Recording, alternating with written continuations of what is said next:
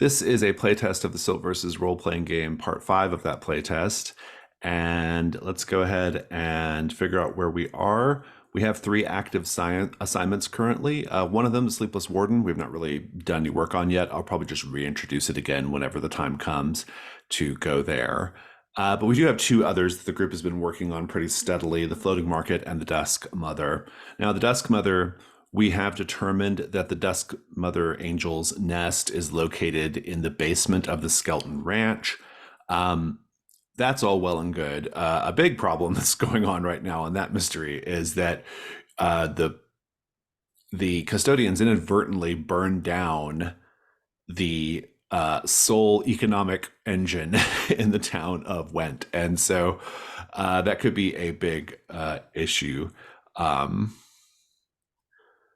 Hopworth Industries is the name of that. That could be a bit of an issue, or Weft, sorry, is the town's name. The floating market is really interesting. The floating market, you have also answered the threshold question and determined that the problematic product at the floating market is the one being sold at Revel Among Ruins, which is the gently glowing caterpillar with the soothing voice. And when we last saw the Custodians there, they were being surrounded by a group of patrons with their own gently glowing caterpillars with soothing voices. It seemed like maybe they were being controlled by it, or but in any case, they seemed hostile, and so we'll pick up with that. Taking a look at the characters, all the Custodians at this point in time, and conditions, with the exception of Mercer, a fair number of conditions on the table between the other 3 characters. And of course, the journey move is a very expeditious way of taking care of those, unless you happen to be with Theo, who can take care of your physical conditions. And I think that's basically a pretty good recap. Everybody had done any verses of history or prophecy that they owed, correct? Or the one, we also did the verse of the advertisement one. We did that as well last time.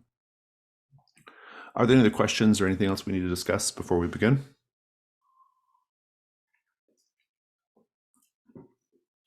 Okay, then in that case, I think we should just pick up straight away with Sybil and Mercer surrounded by people encouraging you to whisper your sorrows to the gently glowing caterpillar with a soothing voice. Indeed, they don't speak themselves. The little caterpillars in their arms speak and say,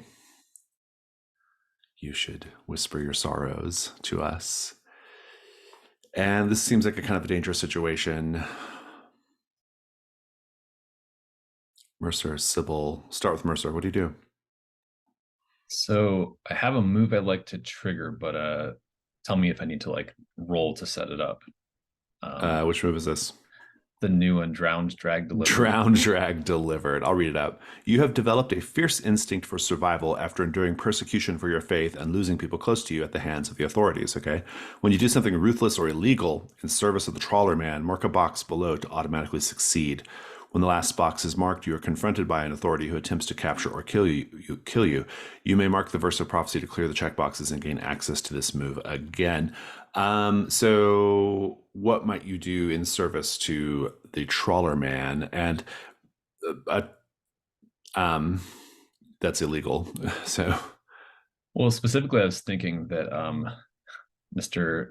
Kaz Happy Feet here was kind of approaching me with the worm of like, why don't you, speak to this worm? I basically just want to throw him into the river and try to just intimidate, drive them away. But I understand if I'm surrounded, I have to do something first. I think I like that to save yourself, and then we'll talk to Sybil about what Sybil does. Yeah, I like it. You can go ahead and you can mark a box and automatically succeed. Just describe how you get yourself to safety, Mercer.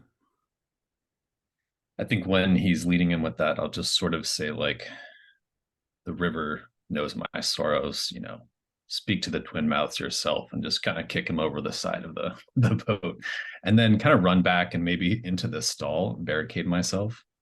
Hopefully I can help Sybil soon, but that's well, Sybil, you're surrounded by about half dozen of these other people bearing the gently glowing caterpillars, and they are kind of cordoning around you.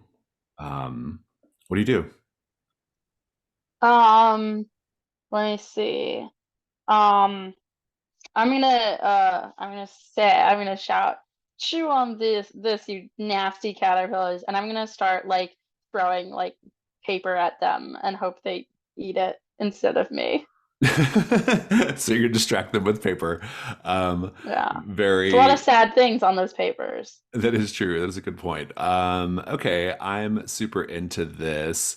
I gather you are going to mark rolls of parchment on your altar. Yeah. Yeah. Okay, that'll give you a bonus on the roll. So you get to roll with advantage, and I think probably it's going to be with insight for quick thinking. Okay. Sure. So 3 dice and take the 2 highest, and then add insight. Okay. That is an 8. Nice. You will also get to be safe, but I'm gonna give you a condition exhausted. I think it just wears you out to sort of like fight your way through this or run away or whatever you end up doing. But go ahead and describe how you escape. So I'm gonna I throw the paper at the caterpillars, and they start chewing on it, and I just book it out of there, Yeah, I love it. and I'm like trailing paper behind me. Strictly speaking, we didn't do the full text of the revelation move, but I think it's fine. Um, so that's interesting. So you kind of leave Mercer there then. Mercer barricaded inside Revel and Ruin. We'll come back to this. Bastion and Theo. Bastion and Theo, I think,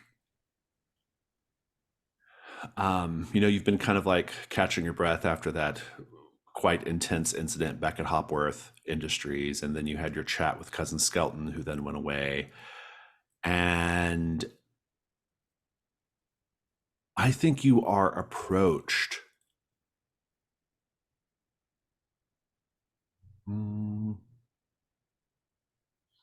I think you're approached by Ridley Hemsworth, the hunter that you met before.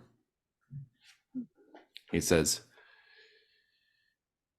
I figured you'd probably want to hear this from a friendlier voice.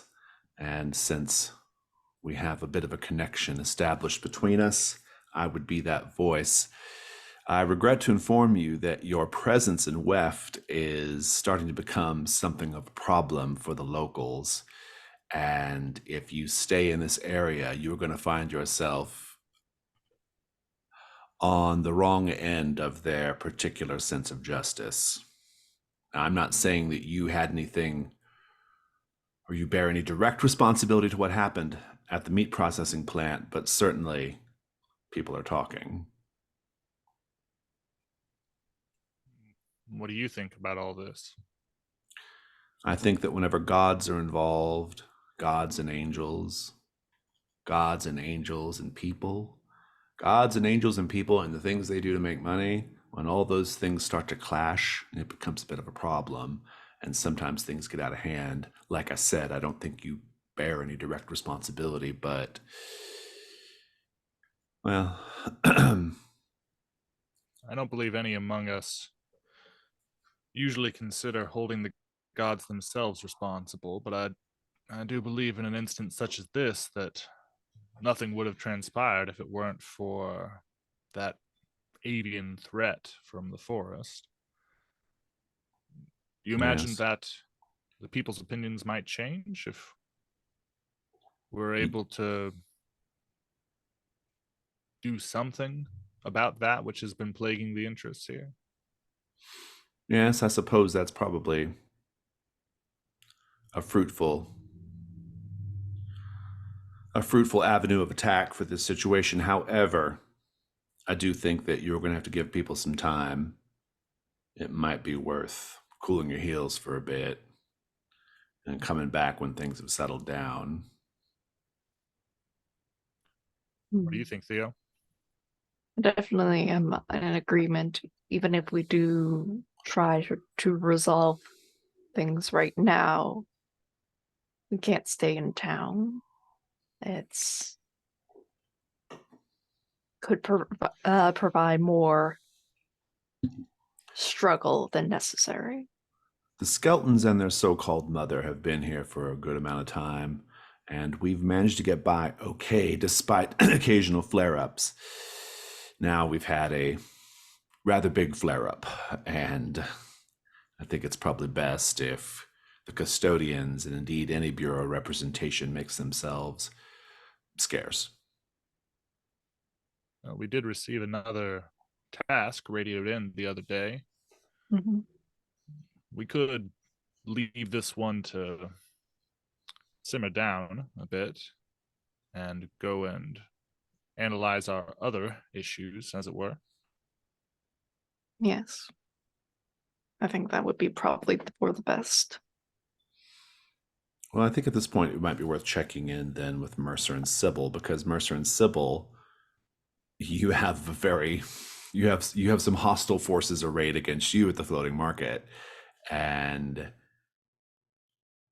as well, it might be a situation for you all to come back with more forces, so to speak. And so this could be an opportunity to get everybody together to go look at the Sleepless Warden. But having said that, Mercer, you're inside Revel in Ruin, and Kaz Happy Feet's not there. So what are you doing? I mean, I'm looking around to see, because this is like on a barge or a boat of some kind. It's on tugboat. Tugboat, okay. So just kind of assessing, like, if I'm stuck here, like, could I just start to steer this boat away to escape? Do I need to sink it? Like, what are my options? Oh, gotcha. Yeah, that's pretty good. You can make the meddling move with composure for now, and we'll see how that goes. So that would be, or not composure, focus. Focus. Yeah. All right. Huh. That's 5. I regret to inform you that Kaz Happy Feet is a man who doesn't take chances.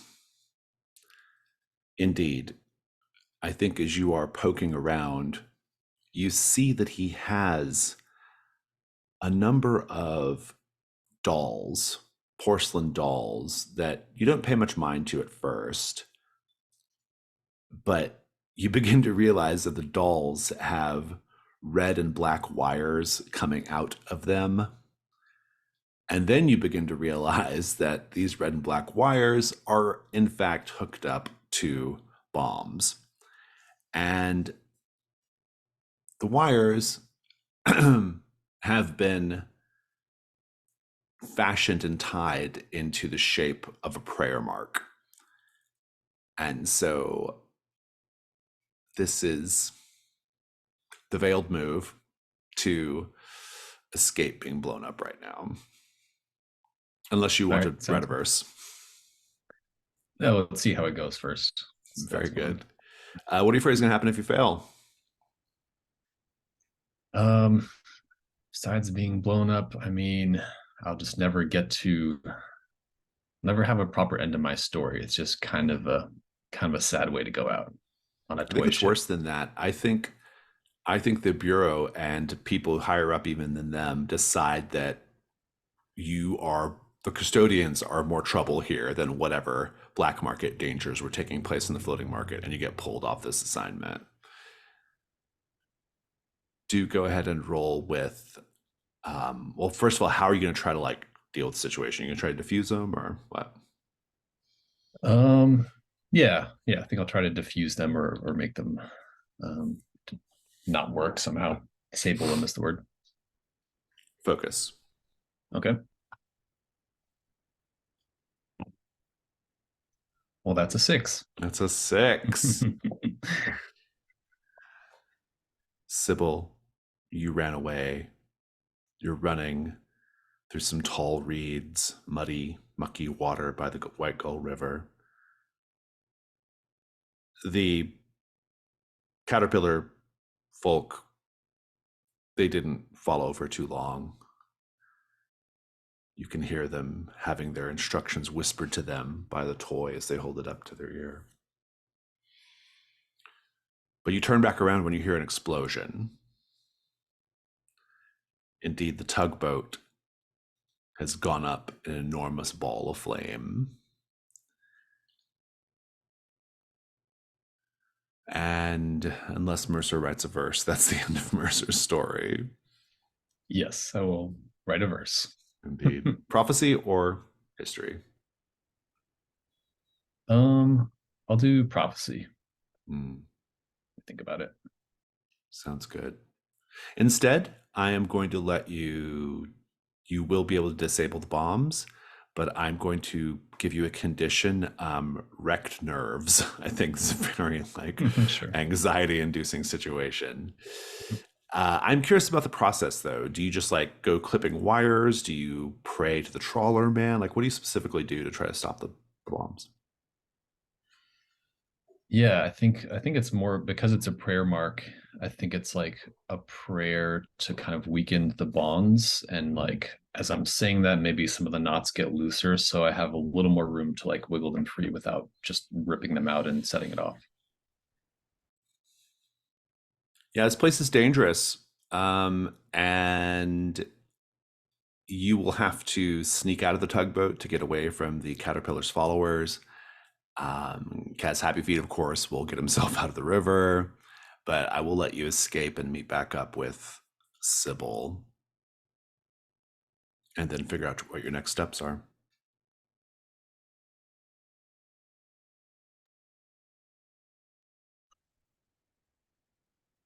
All right.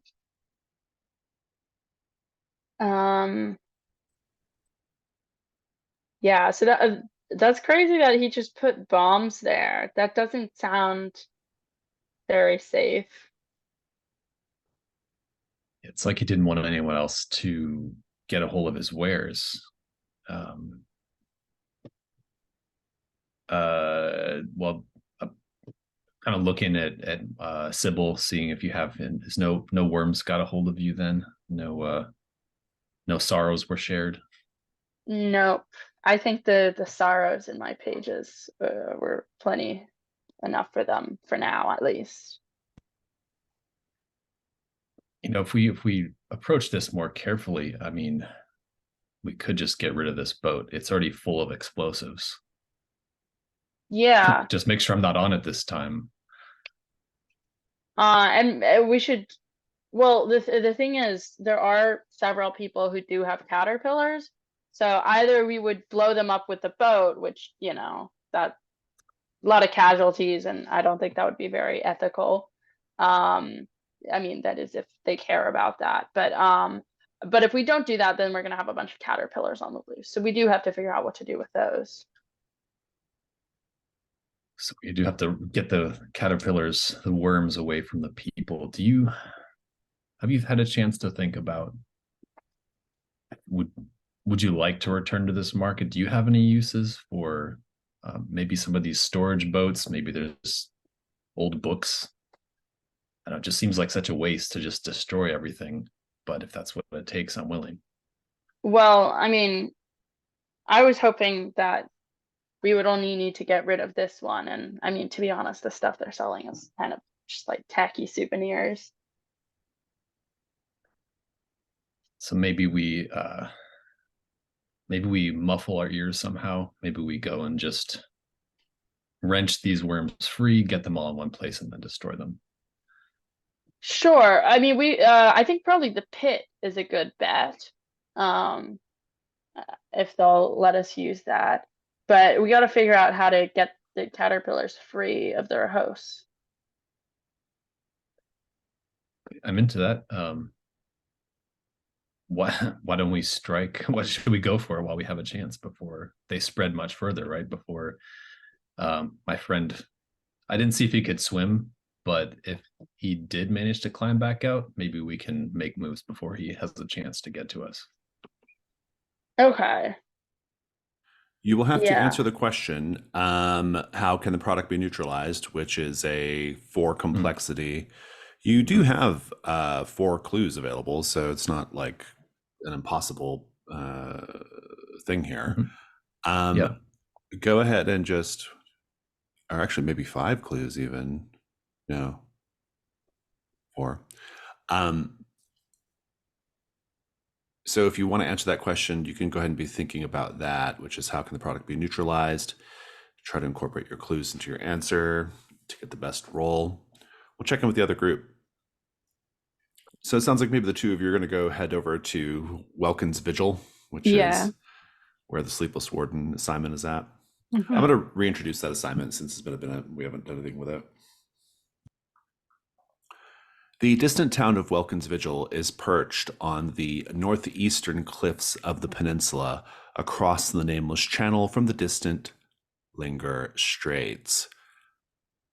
It once served as a military outpost in anticipation of a war that never reached the peninsula directly. Local historians will tell you that in centuries past, it was the site of a stone fort where chieftains kept watch along the coast for incoming raiders. Anyone who's vacationed in Welkin's Vigil will tell you it's a lovely town with scenic views and quaint locals who are proud of their history. So it's an unusual location for the custodians to be sent to the assignment or on assignment. It seems that an iron cormorant, a decommissioned battle saint, which until recently stood on display at a veterans memorial in the town square, has been activated and now patrols the outskirts of town. Some folks call it the Sleepless Warden. Security briefings with the Peninsulan Armed Forces confirm that the battle saint was fully disarmed years ago and has no operational capacity. An expert from the Institute for Theological Research and Innovation has suggested that the underlying divine influences may have played a role. The fact that the population of Welkin's Vigil is largely composed of veterans and families displaced by prior wars, all of them having served war gods in the past. If historical records can be trusted to remain unaltered by the slew of modern propaganda gods, it has also been claimed that Welkin's Vigil was once a pre-modern fort, built over countless burial mounds of distant warrior clans.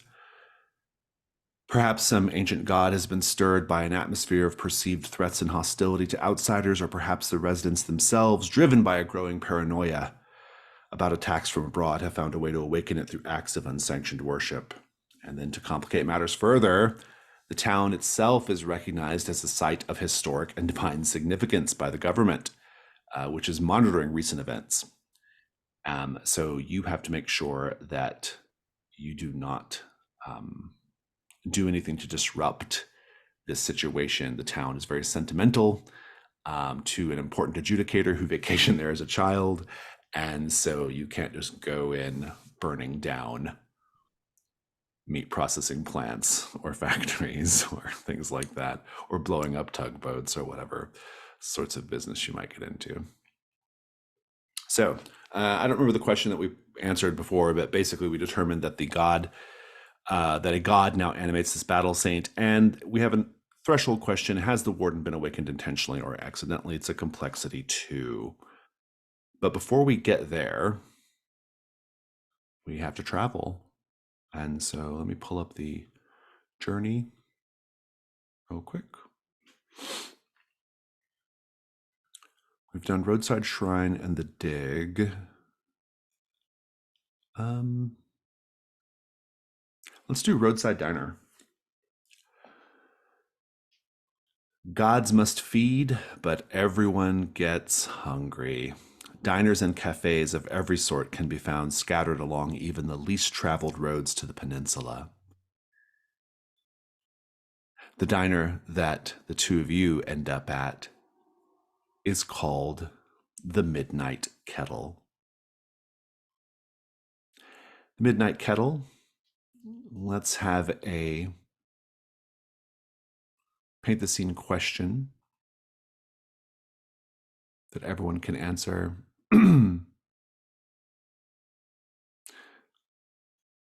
For the Midnight Kettle, no, actually we do all of these. All right. First things first, Bastion, what notable iconography or decor stands out to you at the Midnight Kettle? I think true to their name, There are a series of teapots on display around the diner. You have like some classic, China type teapots. You have some beautiful ornate cast iron ones. You have all of these different vessels. I don't think coffee is served here, and it's all very beautiful and on display.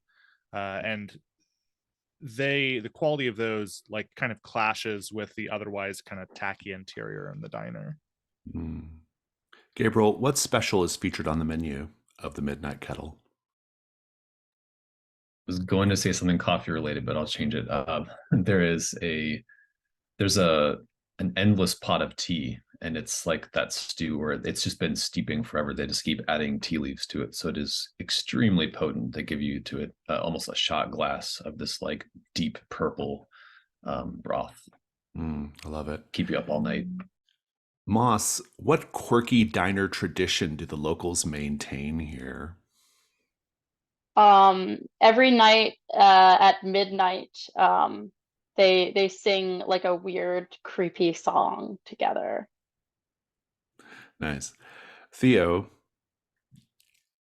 what rumor have you heard about the owner of the Midnight Kettle?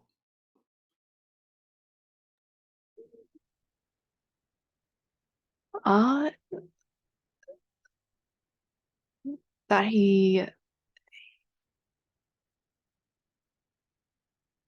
he's given a bit more than he could chew to the god that he worships, because like he always wears gloves for some reason. We've never actually seen his hands. That's intriguing and maybe a little disturbing. Very good. Here's your recall a time prompt. So for Bastion and Theo, this is your prompt for the scene that we'll have at the Midnight Kettle. The prompt is, what escapades of your youth brought you to a late night diner? We are also going to be answering the question about how to neutralize the gently glowing caterpillar with the soothing voice. And so to prepare for the journey scene, as well as to answer the question, we'll take a break now. We'll take about 10 minutes. We'll come back, do that scene, answer the question, and continue. Why don't we start with answering a question? So I'll remind folks, as well as people watching the video here, what the question is, which is, how can the product be neutralized? It's a complexity 4. It allows you to resolve the assignment by destroying or severing any divine influence from the product so that it no longer poses a threat. You have 4 clues currently available. There is a nascent resistance movement in the area, an extensive waiver form in the shop. There's a message in a bottle, and the message, you can kind of give context to it whenever it comes, or when we get ready to answer the question, you can kind of say what's in the message then. And then Godflesh bites are made of Godflesh prayed into existence. Interesting. So, and then of course, there's a lot of just extra context around this mystery as well, like the fact that Sybil pointed out about the pit, which could be helpful, right? Things like that. But in any case, 4 clues that are good for reducing the complexity of this die roll. So what do we think the answer is? Who wants to propose something? Well, Mercer put a theory in chat that I thought was really interesting. Why don't you read it aloud? Yeah, I realize I forgot that the ones marked we used for the threshold question. So some of it's just thematically building on it. But I was thinking that the message in a bottle, Mercer threw up as part of his ability. So I'm thinking that that message is like a little scroll that is a psalm to the trawler man, talking about how the river swallows things up and reshapes them into something new. So pushing his agenda, Mercer would propose this ending with throwing them into the river to be made into something else that's not a threat to the people on the land. But maybe the way we distract them is the worms, is by feeding them Godflesh bites, which before it seemed like those pieces of whatever they're from wanted to be eaten, so maybe they would kind of interact in some way and make them docile and let us then finish disposing of them. That At least accounts at the start. for that accounts for how many of the clues then? The message in the bottle, Godflesh the bites. Godflesh. Oh, and the waiver, I was thinking that one part of the waiver says something about like we're not responsible for interaction with other divinely touched items in the I market or see. something. So like, putting them together is Yeah, is an yeah. issue. Yeah. Okay, I like that. That's 3 of the clues. It's a -1 on the roll. Yeah. Not great, but I could also use my paper flesh covenant to come up with a new clue. Mhm. Let me think on that. Yeah, definitely be doing that. This is out of character, so David and Chaotic, if you have any thoughts or additions, you should definitely say so. Well, we already have like a 4th clue on the board. There is a nascent resistance movement in this area. I don't think like everybody likes these caterpillar things, so like you can like recruit some help from like the locals who don't like it. So like you don't, because like imagine like there's like a half dozen of like these thing like probably not closer to a dozen these things on the market, and so like you're only 2 people, you're gonna need more help. So Oh, How so did you we- can just how recruit did we some find folks. out? Yeah. About the resistance movement again? What was the clue there? That was the journey move where there was that shrine that Bastion and Theo. That's right. Yeah. They met someone. They were like they're using a shrine as a way station for delivering black market weapons and stuff within the movement. So yeah, you might be able to like rope in some of those people to help you out here a little bit. Maybe this vendor's a competitor, or they don't like him for that reason too, that he's smuggling as well. Yeah. Or something. Interesting. So okay. That's 4 clues then, if we go with that. David, anything to add? I was just going to add extra justification for the resistance. In that scene, they were decided like this shrine was actually decidedly not God related, right? And they like were kind of upset that we were trying to treat it as such, that we were misusing what was their hidey hole for weapons and the like. Right. And so it could be that this group is like particularly against the spread of gods and their material. And so they could be against the market as a whole. And so like this caterpillar that has come out of this clearly wrong to them market.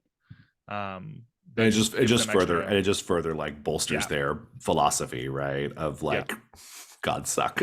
Yeah. So Kill them all. Yeah. Okay. I think that's a great addition to that. Yeah. That's super cool. Well, so Sybil, do you want to use paper flesh advent or paper flesh? What's it called? Paper flesh Covenant. Covenant. Yeah. Yeah. So I'm gonna go and mark some ink upon my skin, and what I find is when I reveal it is like several caterpillars like being swallowed by the waves. Okay, interesting. To bolster the river theory. Yeah, that's pretty good. Yeah. That's 5 clues. That is a +1 on the roll. Gabriel, why don't you roll it since it was principally your theory? Okay. That is actually 10. Nice, good. This will work, and pretty effectively. We'll come back. We'll get some scenes going in a bit. Let's go to the Midnight Kettle, though. Bastion and Theo at the Midnight Kettle. Let's review the move too, since we've only done it once.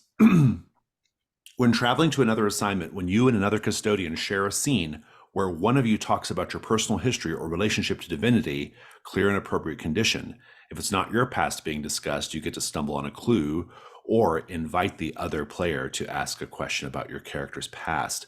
And I'll note here that you don't have to follow the prompt, but you do have this prompt of what escapades of your youth brought you to a late night diner in case you need some role-playing inspiration.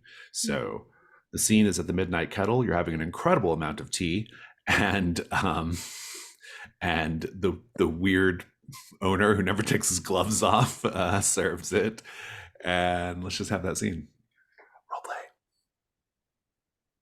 I think the owner, after pouring from a large ornate kettle into each of our respective cups, withdraws slowly and goes back behind the counter, begins, preparing the next batch or cleaning something with their gloves. And Bastion sits back, takes a sip, makes a face.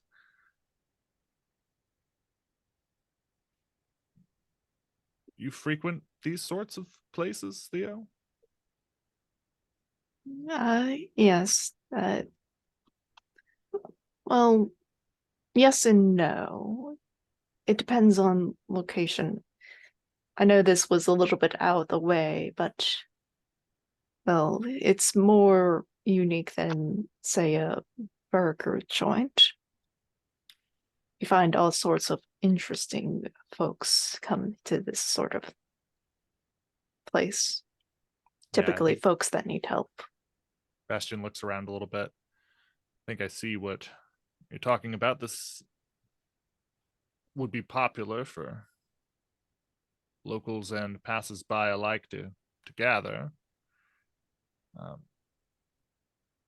Haven't spent much time in these sorts of places, though. I was in a small town, of course, growing up, but I haven't been in a place like this since I was a kid. I tend to favor those burger joints. Mhm. A little bit of grease in the middle of the night keeps you alive at the wheel. Yeah, I never really saw the appeal of that. It definitely shortens the lifespan of folks, and well, when I try to take on burdens of them, it just makes my heart ache a little bit. When you're in the line of work that the two of us currently find ourselves, I'm surprised that you're so concerned about longevity. Hmm. Longevity of others.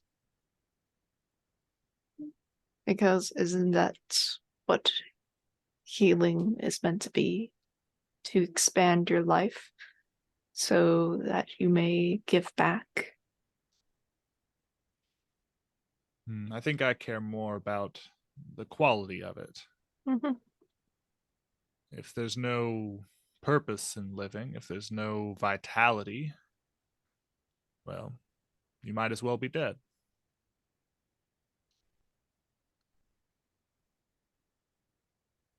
I think like Theo gets real quiet about that. Huh. Not to discount the work that you do. I think you've helped me, certainly enhanced my quality of living as we've gone about this job together. I certainly appreciate all that you've done.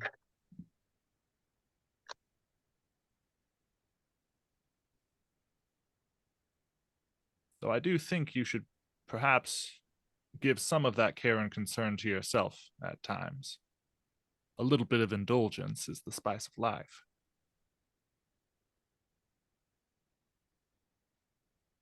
Hmm. I think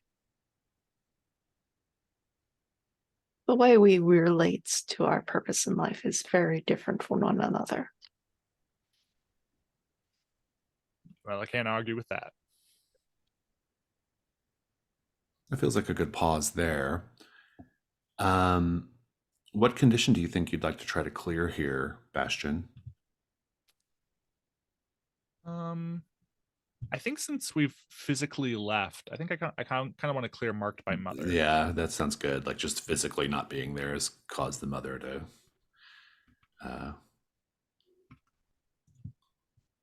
not be paying watch attention so to you closely. Yeah. And I think that probably the decision about the clue or the question about the past lies with Theo. So Theo, are you going to stumble on a clue or invite the question? I'm gonna invite the question. Very good. Think about your question, unless you know what it is now, Bastion. I think Bastion will also go quiet for a moment. I think we both just kind of sip our tea over here, or attempt to some of the neighboring conversations, the way that you do in diners such as this. And after a beat, he looks back at Theo and turns his head kind of quizzically.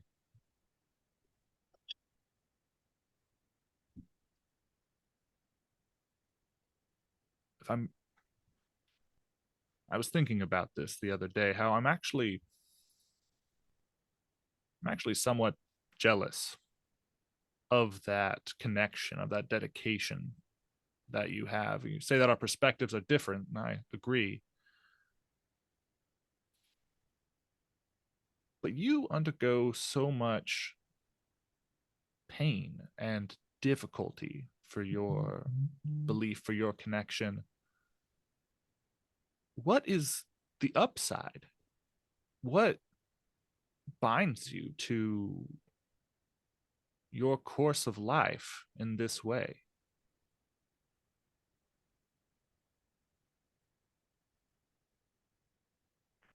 Oof.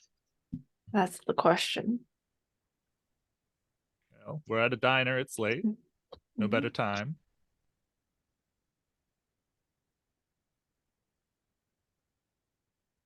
If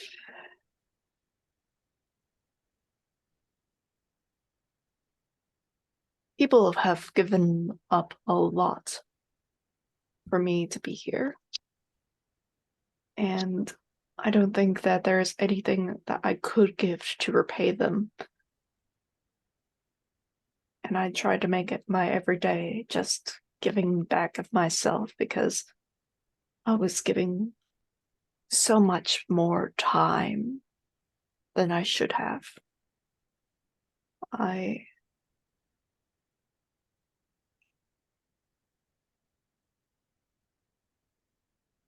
You say earlier that I should be self-indulgent and live life to the fullest, but what life?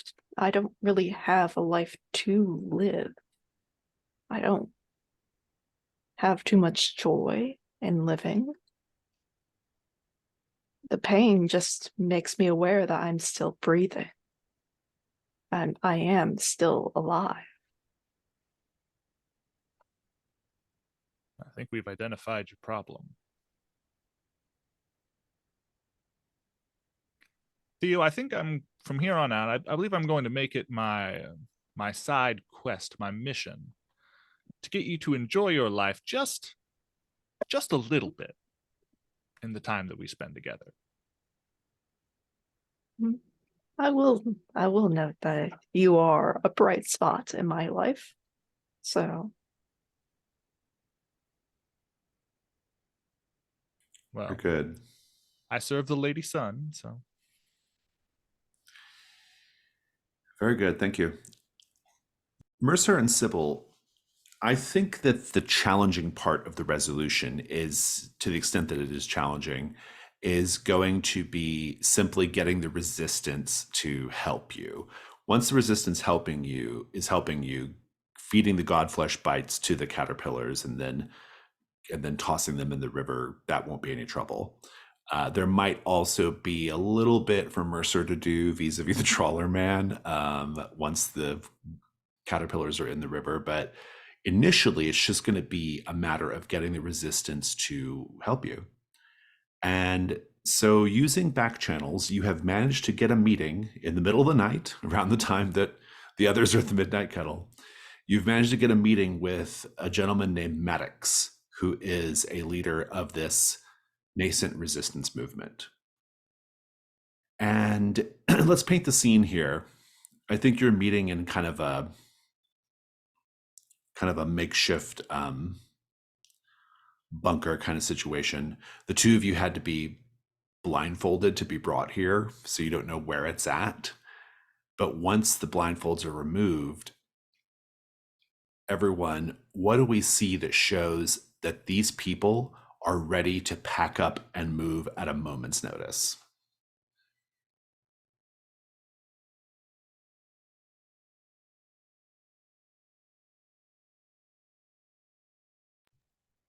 all the furniture in this room is the sort of like camping supplies, so like they can just fold them up and just like put them in a bag and just go.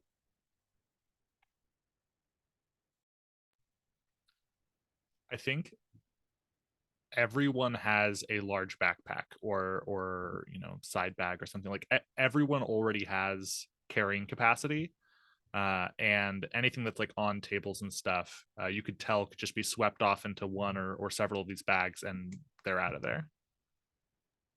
All the food is in like little packets. It's dehydrated. There's several pairs of binoculars people are wearing, and there's at least what looks like one functioning walkie-talkie just to be like on alert. They need to run. They pull the blindfolds off the two of you. Your hands aren't bound or anything, but there's about half a dozen people in this little area. You see all this stuff, and it's kind of dimly lit with some kind of like just like a simple overhead light bulb, and there's no windows or anything, which maybe makes you think that it's underground. And this fellow Maddox, he's flinty-eyed, kind of gray hair, big scar running across his cheek. He says,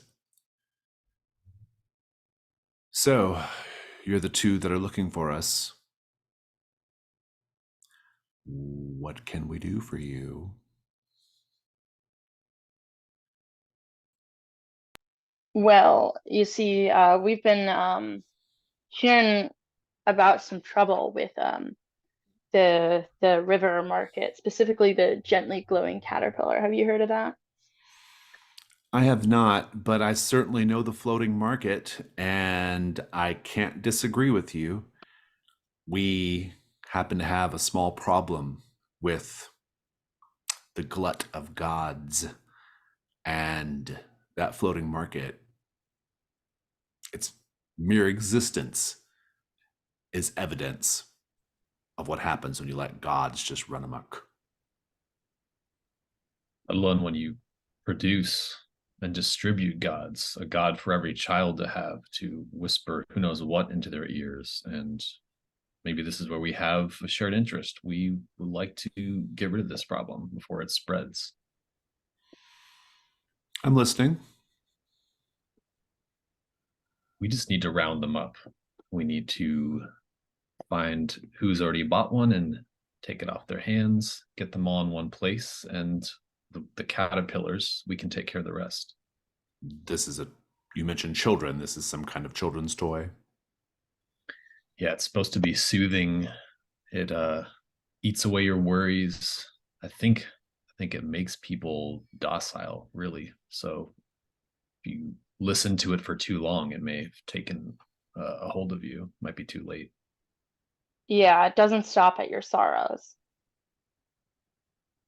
I think he looks at you, Sybil, and says, "What interest does a follower of the Waxen Scrivener have in this situation?" Oh well, you see, I'm actually working with some others who are trying to neutralize threats from gods. I mean, it hurts us all, really. And besides, as for my faith, it's a bit laxed. I think this is going to be the veiled move. Yeah, the veiled move. I think I said veiled earlier when I meant revelation. The veiled move, and I would like to know what you're afraid is going to happen, Sybil, if you can't convince them right now. Let me think. I'm scared that they'll think I'm somehow trying to infiltrate them for nefarious purposes related to the Waxen Scrivener. Yeah, I like it. I think between exhausted and tears of ink, I'm going to put you at disadvantage on this and rolling with presence. So go ahead and roll with presence. 3 dice and take the 2 lowest.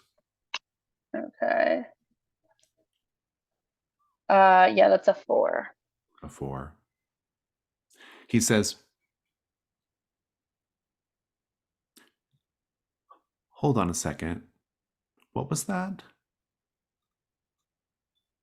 No, not the two of you.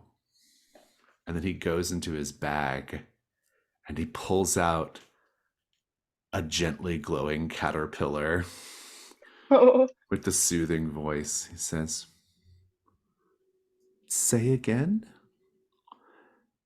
He says, "My little friend here, he seems to think that the two of you have some sorrows that you need to whisper to it." And then he says, "And if you don't have any sorrows, well, we'll just have to make some, won't we?"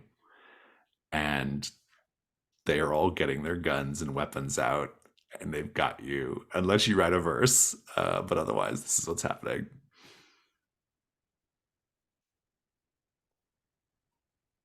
Yeah, I'm gonna like lunge for the caterpillar and try and grab it. Oh, very interesting. So you might be doing this without the help of the resistance movement then.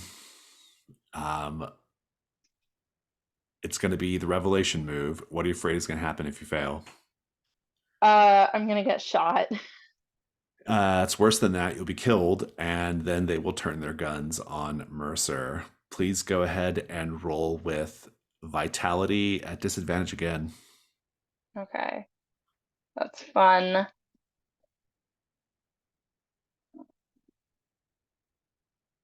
That is a 3. Mercer, Sybil's brains fly into one of your two mouths, your two figurative mouths, before you even hear the report of the gun. And Sybil's body just collapses. How do my brains taste? I bet they're pretty good. And the man says, "Feeling sorrowful yet?" To you, Mercer. Sybil, I assume you're going to write a verse at this point. Yeah. Okay, very good. Go ahead and make your I'll choice. do verse of history. Sounds good. Instead, you can wrestle free the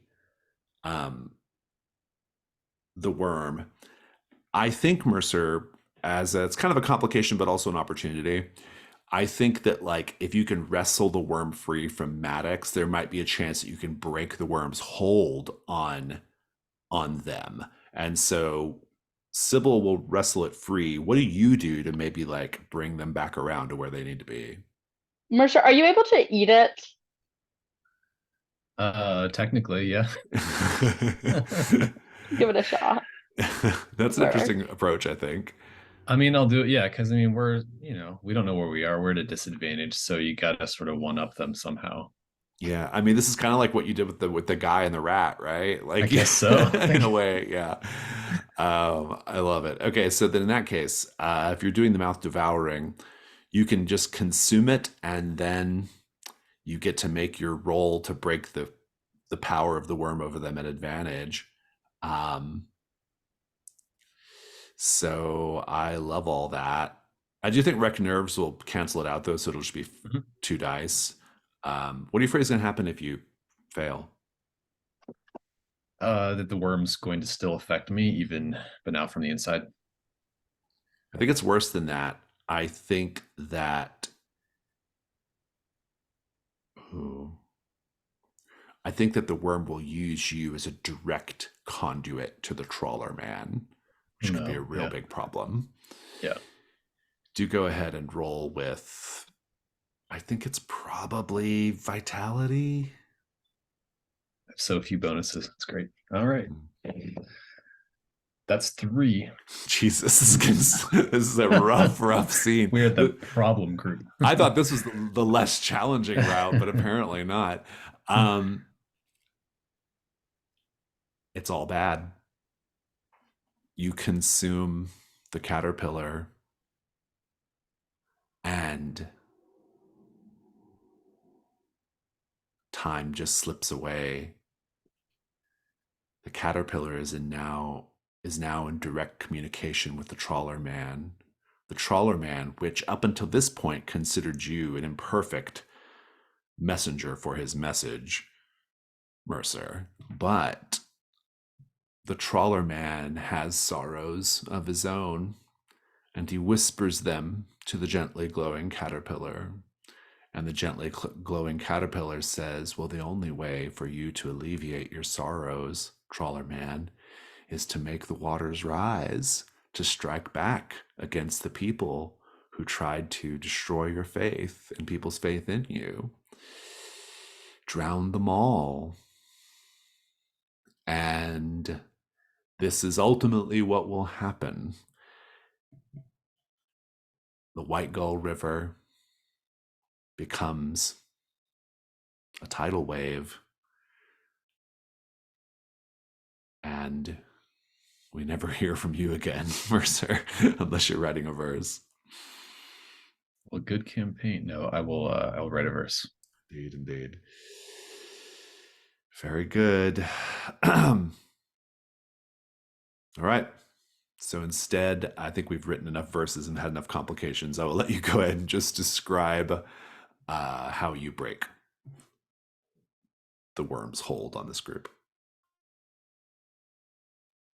I think just in devouring it, I'm breaking it apart. So however this toy functions, this weird living thing, ceases to have an influence on them. And they see how serious we are about destroying it, hopefully. When we come back to this scene, all of us as a group and round will describe how the resistance helps basically toss the worm into the river, get the worm subdued. Let's go ahead and go back over to Bastion and Theo, though. And Welkin's Vigil. The little town of Welkin's Vigil. It's early the next morning. I think as you arrive in the town,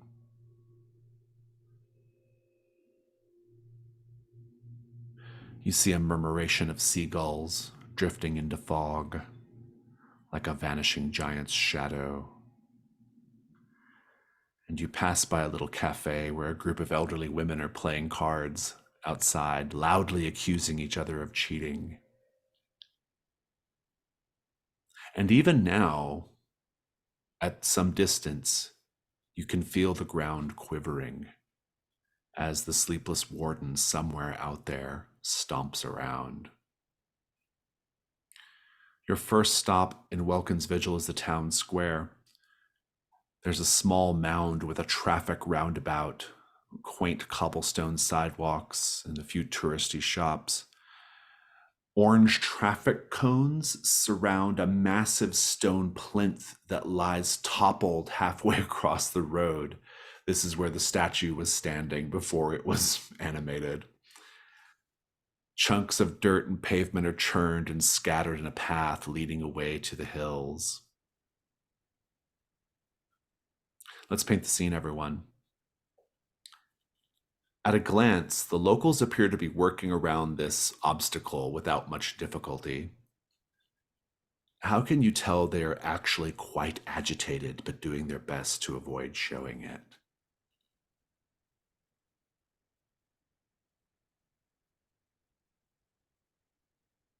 I think, like, since this is like the town square, that there is possibly like a sort of notice board and like a suggestion box for like making sure like the community can like help improve, let know like if there's any like potholes in the road, whatnot. So, but the suggestion box is like overfilling with like suggestions. So, yeah, people aren't happy. They're very passive aggressive, and like there's pieces of gravel that are broken off from this statue or this plinth, and they're sort of reminding each other like, well, we must all do our part, right? And like pick up pieces and kind of just giving each other a hard time for not volunteering to clean up. Yeah, I think the foot traffic, as you can see them being directed around this as well, all of them are casting like disparaging looks at anyone who's.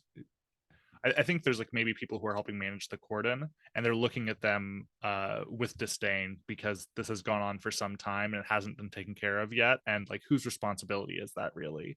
And you can kind of see that in everyone's faces.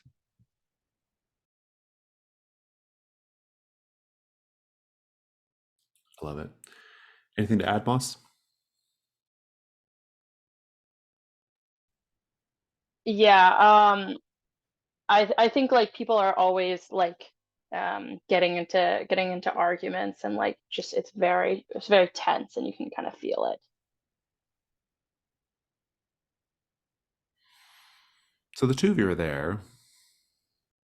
He's in this interesting situation in this otherwise quite lovely town, little seaside town, surrounded by hills. What do the two of you do?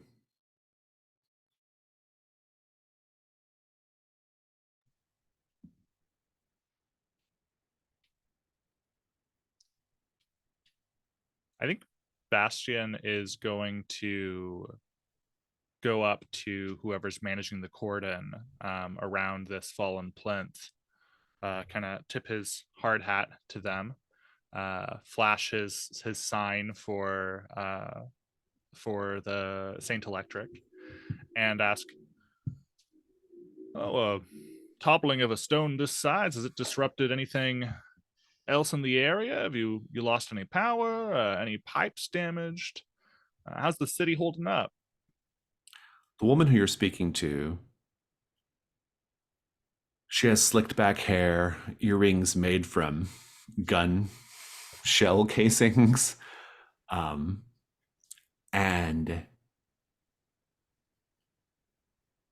she's kind of looking at you a little funny, and she says, "The Saint Electric? Yes. I have a question for you, follower of the Saint Electric. Absolutely. I can help out with any technical matter or others. Where if you was the have them. Saint Electric at the Battle of Pelin Field when the supposedly blessed generators that had been sent from the government had faulty prayer marks that prevented the saint from answering our prayers and leaving us in the dark against the enemy?" Well, she is also referred to as the Blazing Martyr, and sometimes her light can't shine for you, and sometimes it's other people's job to, well, serve. Mm-hmm. Well, I think we've got this situation pretty well under control. I am... Doesn't look that way to me. Well, that's because you're not from around here. If you were, you would know that the Welkin Citizens Militia has this situation well in hand. I'm Angel Torres, veteran, founder of the Citizens Militia. If you're part of the Citizens Militia, I suppose you know all about this monument. I also, of course, came to pay my respects. I thought there was a memorial here. You are, of course, referring to rumors that the statue that was standing on this plinth, indeed, it was not a statue, it was a decommissioned battle hulk, that it is currently animated by a battle saint and walking around the perimeter of the town. Yes, that is the rumor. Yes. Well, let me tell you this, friend.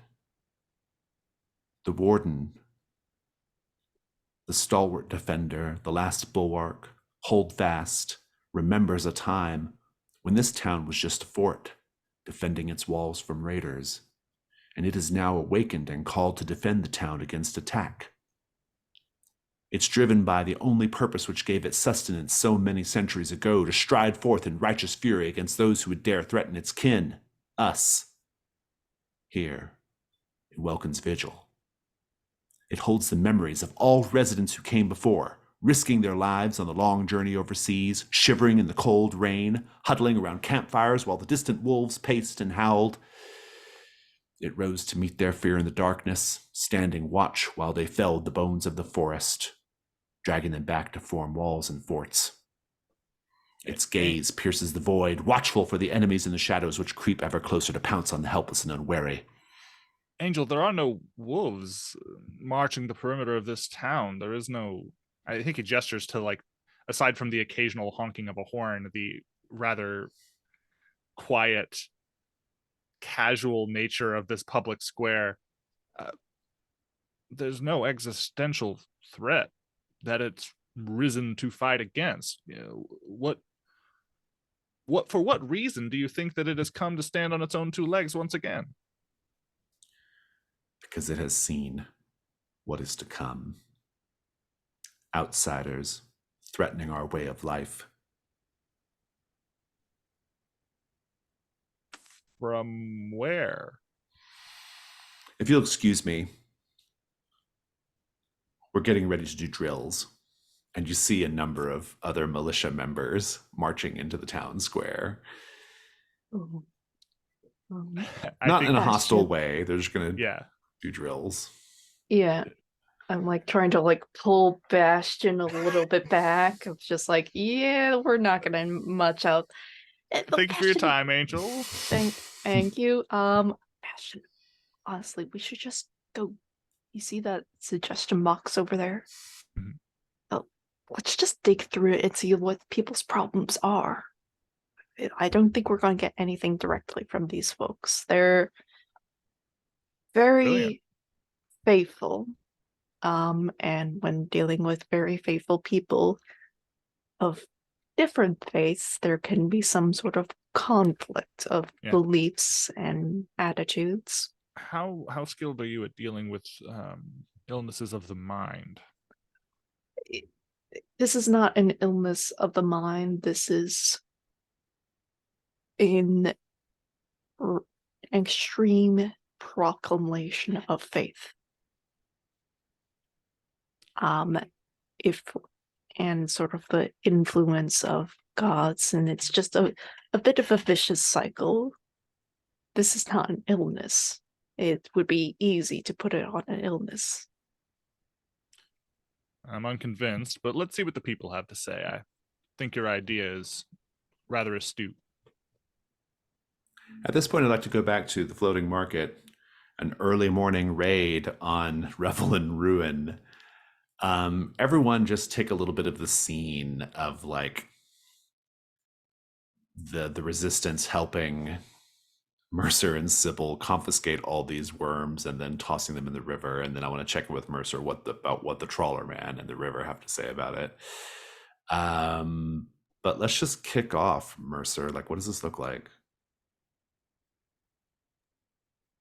I think Sybil and Mercer kind of back strolling through the market, pointing out the boat to these other folks, and they're all kind of maybe blending in somehow. They're just kind of trying to not cause too much of a disturbance.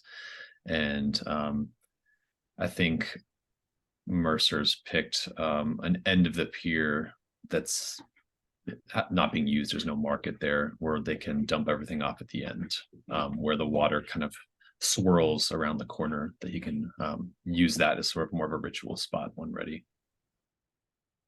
Yeah, Sybil, keep the scene going. What's happening? Sorry, I kind of zoned out. What's going on? We're just narrating like the scene of confiscating the worms and then eventually throwing them into the river. And Mercer just described like basically all the resistance people just moving into position. Yeah, well, I think that people really do not want their worms taken away from them, and they're like just having to like wrestle with the resistance members. David? Yeah. I think in wrestling with them, several of the resistance members who have like, these large rifles, you see them like, not quite braining people, but really hitting people upside the head, knocking them out, wrenching the worms away.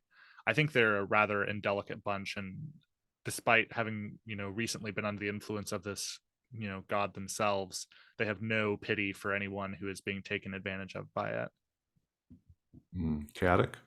I think with like these worms in tow, like they're like originally they seemed very plasticky, but like as like they are all under threat, I think they start to get more animate and agitated and are trying to lash out. And I think at this point they like sort of like have like this almost net of like god flesh, and they toss it into the river, and like all these worms like try to like squirm out and are trying to like go into the like river. Well, so Mercer, what does the trawler man have to say about it or do? I think the water churns a little bit for a moment, sort of, like when fish are jumping up out of the water. And Mercer's kind of looking to see if there's more of a sign of reaction, and it's actually a little disappointing for a minute. It's quiet, and he's sort of wondering, oh, is this, did I get this wrong? I'm not sure how this one's supposed to go. So it starts to kind of mutter a little bit of a prayer. If Sybil's there, kind of look sidelong at Sybil, like, yep, I'm just gonna do my thing here. And says a trawler man of Titan flesh, accept these offerings, eat this flesh of the land of false gods, and false promises, and make them into something new, reshape them in Silt, and kind of finding himself again for a moment, finding a little bit of fervor in remembering how some of these rituals went. And I think seeing at some point a little bit of a glow in the water, like there's some reaction happening. He just knows that one way or another, this offering's been accepted and will be made into something else. Nice. That resolves the floating market assignment. Congratulations on that. And Oh yeah, also I'm gonna take my little thing of termites and I'm gonna release it on the boat. very good. That concludes the floating market. And so I guess at this point, Mercer and Sybil, are you going to meet back up with the others in Welkin's Vigil? Yeah, sure. Then we will do a journey for the two of you. And our journey scene for the two of you is going to be, let's do a different restaurant. I like the roadside diners. The diner that you all choose to go to on your way up to Welkin's Vigil is called the Beckoning Hand. And Gabriel, what notable iconography or decor stands out at the Beckoning Hand? So it's like if you see like a sign language chart where it's the different gestures, spelling letters, it's just sort of a lot of gestures without translation. They all have some kind of meaning, but it doesn't really bother explaining to you. The regular customers all use hand signs to order. And if you don't do it, they'll like take your order, but they'll be like pretty cold to you. I like it. That feels like a good answer to the what's the weird custom of the locals. Question for well, David, what is featured on the menu? What's special?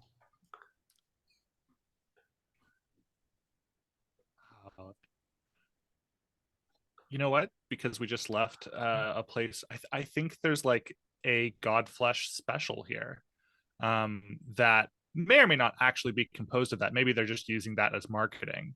Like I think there's like a little subtext, like tastes heavenly good or something like that. But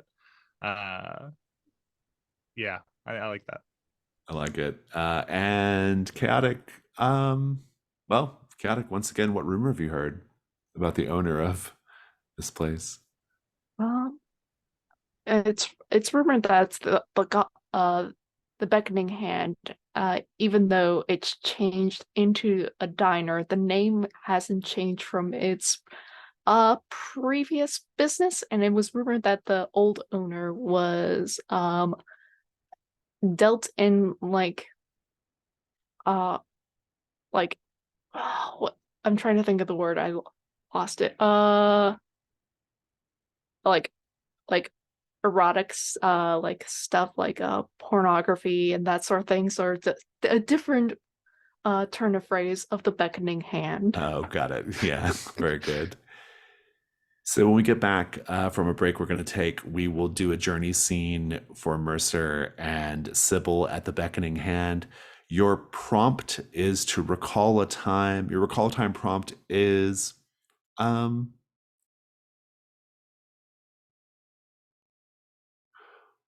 where was the last? No. What food do you miss the most, and why can you never seem to find it anywhere?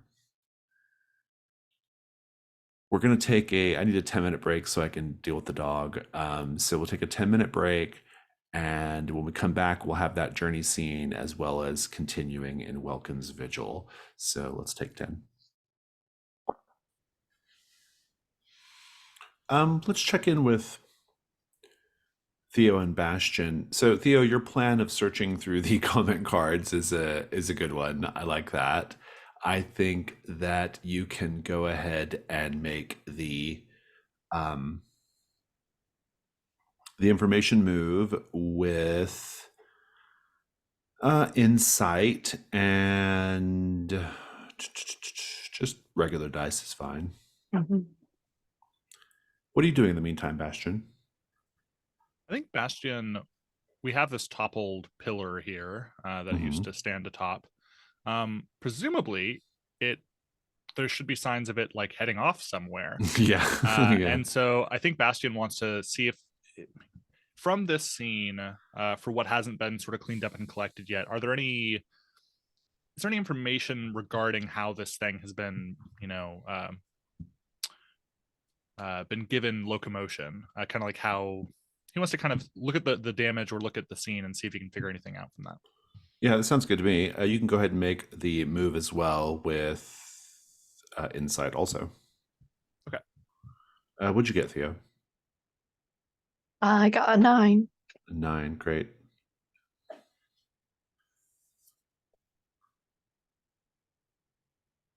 You're That's muted. a 6. 6. Very Oh good. no. I might be able to combine the complication and the miss there. Let me give you the clue first, though, that I owe you, Theo. So going through the complaint cards, the comment cards that are not, that I guess are mostly complaints, you see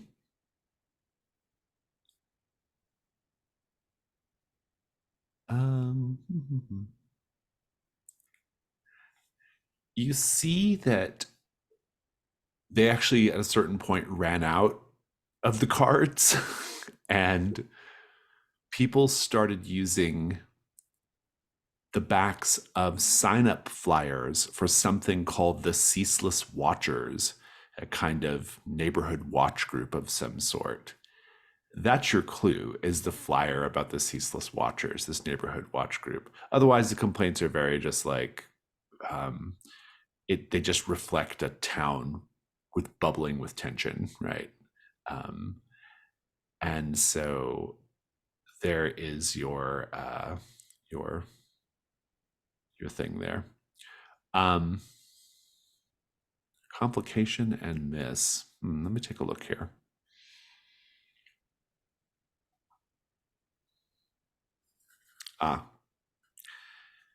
So I think as you are doing this, both of you doing your thing, Bastion, you are approached by, let's see here, someone from the Welkin Historical Interest Preservation Society, aka WIPS, which is the town of Welkin's Vigil, a society that takes Welkin's Vigil's designation as a historic and divinely significant place very seriously. And already the two of you are subject to their scrutiny. They have been watching you since you got here. outright damaging or destroying local landmarks, or even giving someone reason to suspect that you would do such a thing, might invite undue, untoward attention from the Welkin Historical Interest Preservation Society. Indeed, a person approaches you, and who do we want to say this is?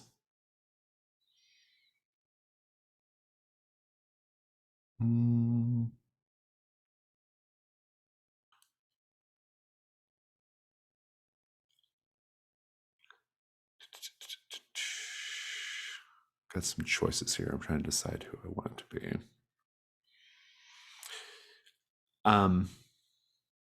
You're approached by a man wearing a tweed jacket with elbow patches. He's got beady eyes behind green-tinted spectacles, and he has this pipe. He's very, very pale, and he comes up to you and he says, Sebastian, and you as well, Theo. He says, hello, my name is Mullock, Peter Mullock, and I represent the Welkin Historical Interest Preservation Society. I am a local historian, but I also have the very serious duty of maintaining our beloved town's status as a place of divine and historical significance. And I regret to inform you that your actions here today, well, they are worthy of citation. Negative citation, not a sort of historical citation or a positive commemorative observation from the local government. No, a citation like a ticket, which is what you're getting. Well, I'm very sorry to report. Peter, Look at the Peter. way you're handling these cobblestones, original cobblestones from before the last war. These were some of the first bits of infrastructure in Welkin's Vigil, and I saw your steel-toed Saint Electric stamped boots kick a loose cobblestone. Hasn't this town suffered enough, I ask? I think it has. It's really quite unfortunate. This fountain, this ornamental fountain right here, you, to Theo, I saw you sitting on it, contributing to the erosion of said fountain. It's clearly citation worthy, I'm sorry to say. Now, I think I just look over and I see more people sitting on it. so, now, this is actually a special thing here. When a custodian trespasses upon or damages something deemed historically or divinely significant, this person, Mullock, gives you an envelope with the citation already written. If you open it up, it just recounts all the things that Peter just said to you, but like written officially. And furthermore, there are vaguely threatening admonitions against continuing your behavior and requests that you please comply with government regulations. And of course, there are consequences. And one of the consequences is reclaimed evidence. I can take a clue away from you. Indeed, they begin confiscating all those flyers and comment cards. And they say there'll be quite enough of that. Thank you very much. I'm empowered by this citation to, what is that you've got there? Something historically significant, no doubt, that you shouldn't have your hands on. And Something that has been made within the past week. It's in the past, therefore history. And he's taking all this from you. You have to strike that clue. My goodness. And he says, well, I hope the two of you have learned your lesson. Well, Peter, may I call you Peter? Mr. Mullock will do. Thank you. Well, Mr. Mulligan, my name is Bastian Ward. As you so accurately determined, I am here on behalf of the Saint Electric, and we fully accept this citation at this time. Our ignorance of the policies around here is by no means leeway for us to kick stones or sit on fountains that are deemed historically relevant. Is there anything that we could do for you and for this town right now that might earn us some commendation as opposed to citations at your behest? I shall think on it. But I think at the outset, you should probably just grab yourself a cup of coffee, enjoy our noteworthy, historically noteworthy hospitality here at Welkin's Vigil, and then be on your way. Well, nothing would delight me more than to experience the history of this place and really soak our bones in it. Where might we learn more about the history, say, of this, unfortunate monument before us? Let us not concern ourselves with this matter, but I will say, if you are absolutely determined to learn more and you really want to actually learn more, well, there are several places you could go. We have the windmills, Founders Row, the Chapel of the Fog Mantle. There's the old guard tower. You know, I think I'm particularly interested in the military history around these parts. The old guard tower sounds fascinating. Where might I find that? And that is specifically called the Third Watch. And he says there's a lovely little museum upstairs and a pub on the ground floor and basement where you can grab beer with a prudent alcohol content. Do be careful that you don't drink too much, because drunken revelers tend to be incautious when it comes to historical landmarks and therefore earning themselves citations. Well, you'll be happy to know that I don't drink at all, so. And we will be on our best behavior while we All right, observe the then. wares that pub has. Very good. All right, then. And he points to the refurbished guard tower, the direction of it. Let's pick up at the Beckoning Hand with Mercer and Sybil. Let's have this scene.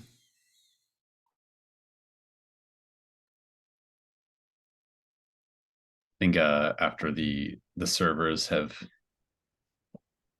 communicated in sign language and gestures, we've kind of pointed at menu items. Mercer has like ordered a big bowl of some kind of soup with a very nourishing broth to kind of calm down after all of that. And well, what have you ordered? Around, or what time of day is it? This is actually probably it's probably like in the afternoon at this point. Okay. Probably gonna get a sensible sandwich. Yeah.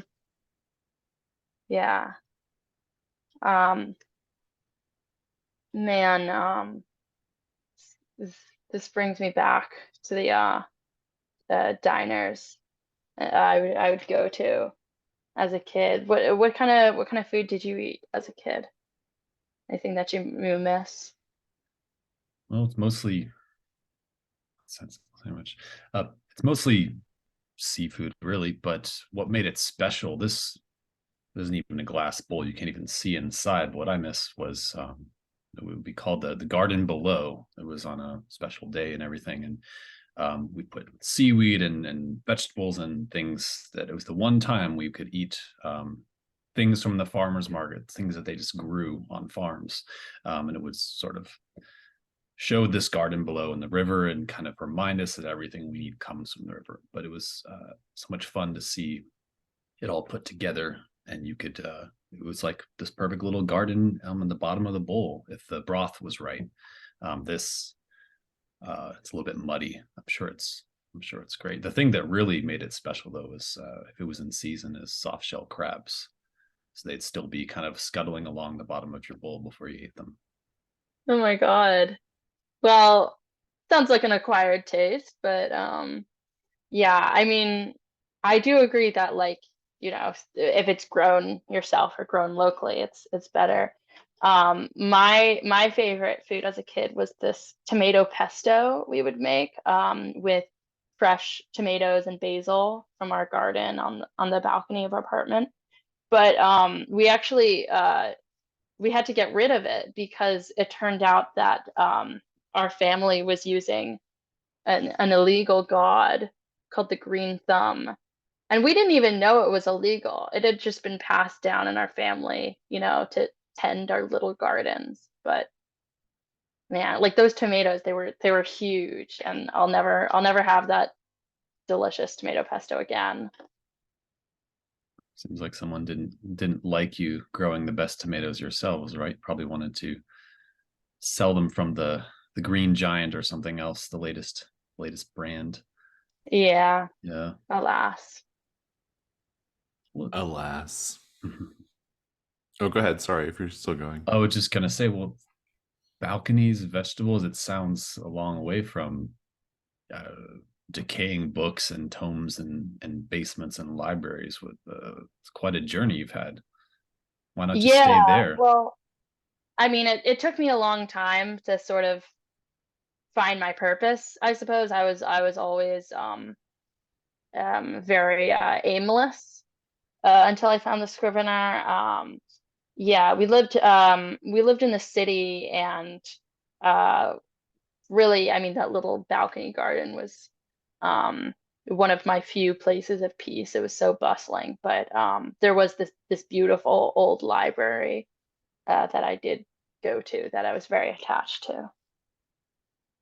Very, very few of those left. Very few places that you can really see as a sanctuary. It doesn't take long for someone else to try to take it from you or make it a temple of their god instead. And out of character, how old's Sybil? Like, I'm picturing Mercer's like in his 50s, maybe. Sybil What's the is age I have difference? it down actually. Like 20s or 30s or? Yeah, they're 27. Oh, okay, yeah. I think Mercer will just kind of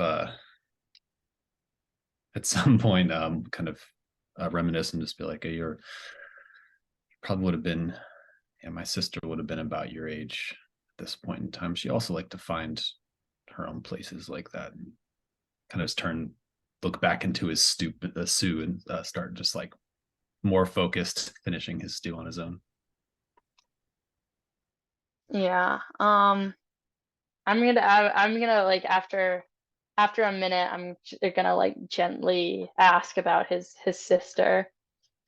Oh, that feels pretty like a good segue. Why don't we get conditions cleared for the move? So I think probably Sybil, you can clear exhausted, and Mercer, you can clear wreck nerves. No trouble there at all. Okay. And Mercer, do you want to invite the question about your past? Yeah, that's cool. Yeah, then go ahead, Sybil, pose the question. Yeah. So, what's your sister like? Well, I'm the last of my siblings. There were more of us, and she was the fiercest of us all, really. I know you probably are starting to have opinions of me, how I have solved a few problems, and sometimes the most direct route is the bloodiest. But she would make me look like a pacifist, and I think that's what got her in the most trouble. She wouldn't listen to anyone, and when the authorities started to come for our families one by one along the river, she managed to steal one of their boats and take off and lead them on quite a chase. And I never really knew what became of her, but that's how I like to remember her, at least forging her own path and not answering to anyone. And I like to think that maybe she's still out there and did make it, but seeing how it played out for most of us. I suspect that's not the case. Yeah. Well, it sounds like she was very brave, and I respect that fortitude, and I kind of wish I had that instead of letting myself be taken by the authorities doing But this. do you suppose you just go unnoticed? Have you made it this far? Although, I never really asked, but I don't quite understand, what do they have against librarians? What really made your faith, counted amongst the outlawed faiths? Well, I mean, really, it was outlawed before my time, and they sort of turned a blind eye to it. But I uh, I did sacrifice somebody to it, and I wasn't considering it very well, and it was sort of in a blind rage. So I really didn't think about the repercussions of that. So Sometimes things go further than you intended to, and sometimes, like today, people give us no choice. yeah, Do you ever feel it didn't like feel you could? like sorry, it didn't feel like I had a choice at the time, but I did, and now I'm here. I always wondered with all of your texts and just letting them rot away. I mean, I understand sacrifices, but do you ever wonder what it would be like if you just kept a piece for yourself? You think that would work? I mean, that's not what my God demands, and I've struggled with that. My mentor was. I can't remember what out of character. I can't remember what exactly I shared, but anyway, my mentor, she was sacrificed to it, and that's something that I couldn't bear to let go of, but I had to. Think at some point, if Sybil's like getting up to go to the bathroom or something, we'll see Mercer kind of look around, look at his pack, and kind of open it and take a lid off of a jar and just take the last like scraps of meat from the stew and drop it in the jar and just say like, "You were going to need a bigger home soon, aren't you?" I love it. And we'll probably end the scene with you seeing a beckoning hand beckoning you to come pay your bill. So I think at this point we should put the group together again. So Mhm.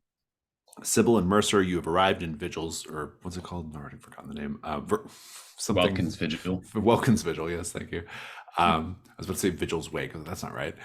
Welkin's Vigil, and you've seen everything I've described previously, and you actually might see Bastion and Theo going across the way to this guard tower, this old guard tower, the third watch.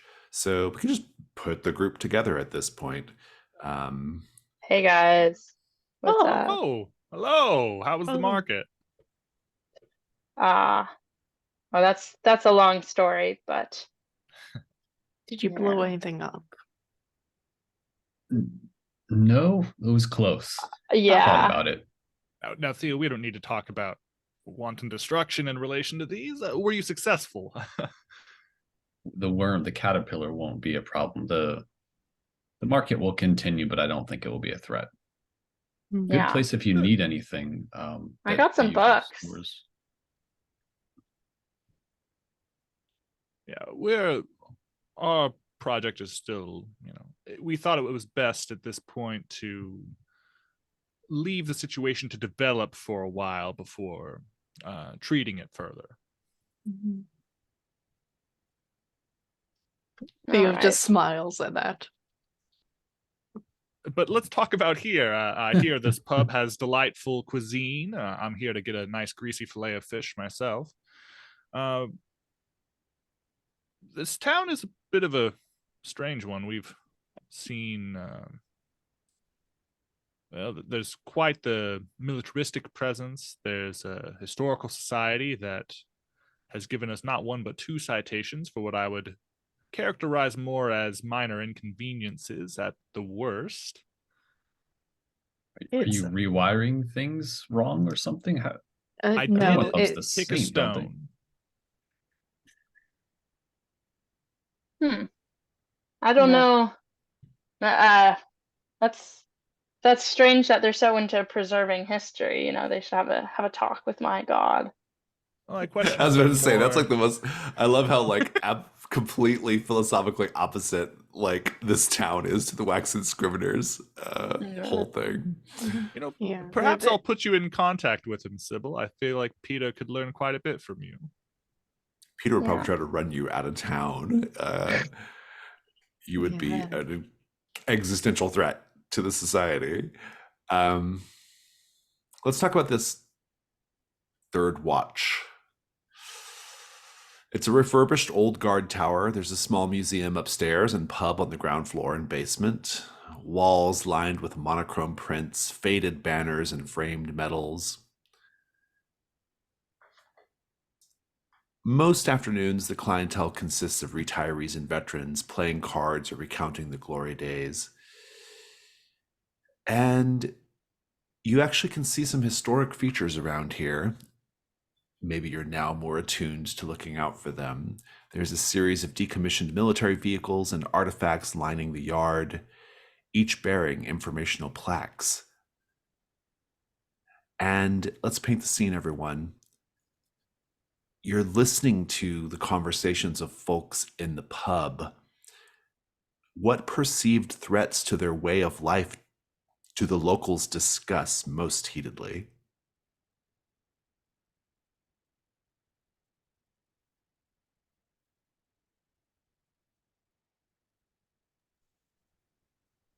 Oh, go ahead.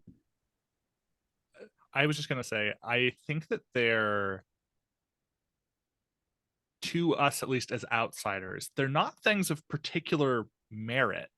It's like a new there's like a new automaker who's trying to make inroads in the city and trying to sell their foreign cars here, and like how could we trust that their automobiles won't like their brakes won't fail and they won't kill us all, that sort of thing.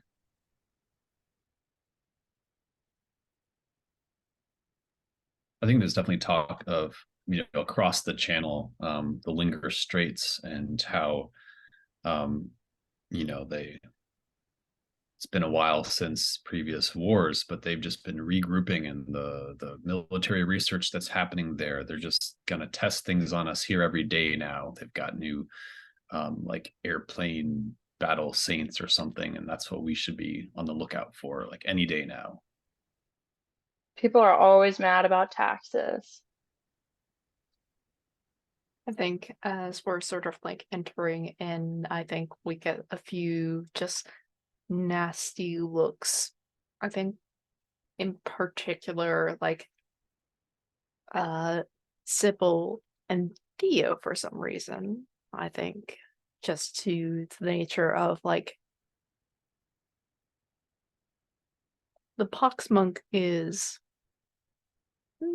technically one of the healer gods. So with like war gods, it's sort of almost antithetical to like the nature of things. I think as you were all kind of like, kind of maybe taking a table or something down there in the pub for now, you see a battered pickup truck roll up and pull up in the parking lot. The man driving it is wearing a jacket, black bandana, full beard. His pickup truck has bumper stickers that include a Gunpowder Covenant membership stamp, a rebel flag of the headless porcupine, and a bumper sticker that says, "My son serves with the cloak." And he gets out and he comes in kind of like, gives a little salute, to various other people. And his eyes train on the four of you as outsiders. And he comes up, He's a genial sort, though, to start. He comes up and says, "Howdy, folks. My name's Tommy Bollinger, local patriot. I assume that you are also patriotic individuals because you are here partaking in this fine establishment run by good, decent, patriotic people." Absolutely. Where else to spend our coin than on an establishment such as this? Indeed, indeed. These are dangerous times. You know what I mean? This town, it's always been a refuge from outside threats, a real community for people like us. Are you one of us? Well, I'd certainly be willing to buy everyone here around. Well, that's a pretty good start. We have to stick together. Look out for our own. Isn't that right? To the rest of you. Yes. I'm just gonna nod uncomfortably. Mm-hmm. Just a Certain lot of lookout. nods. And he says, "Do you mind if I join you?" Bastian's just going to gesture to a chair. The more the merrier. Versus just gonna stare and not say anything. He sits down and says, "Very eclectic collection of people, if you don't mind my saying. What is it you all do?" We're researchers. Yeah, nearby professors of history here to learn a thing or two from this beautiful town. Ah, very good. Have you had a chance to meet Peter Mullock? We've had an encounter with Peter Mullock. Yeah, we've had the delight. Good, good. So, historians, does this have something to do with our current troubles? Which are not really troubles at all, just misunderstood. Yes, of course. Situation. It's just a situation that needs to get the information properly communicated with everyone. I see. Sounds like there's a story to be told here, a history that the presence of this walker in the night has called attention to, and we're here to learn a little bit more about it. He looks at you, Mercer. Your boots are awfully wet there, friend. River will do that. What's an old timer like you running around with these youths? Well, sort of like a working vacation. I needed to see new places. I see. Well, Welkin's Vigil is a fine place, a fine community, filled with good people, filled with the right people. We take our town and its history, its legacy, very seriously. Well, seriously enough to revive a veritable statue. You know anything about what's at work here? You can make the information move with presence. Nice. Also, while they're talking, can I go and drop some beetles into this guy's car? Because I don't like him. He could absolutely go F up his truck. I've never been so relieved to get an 8. Let me give you the clue.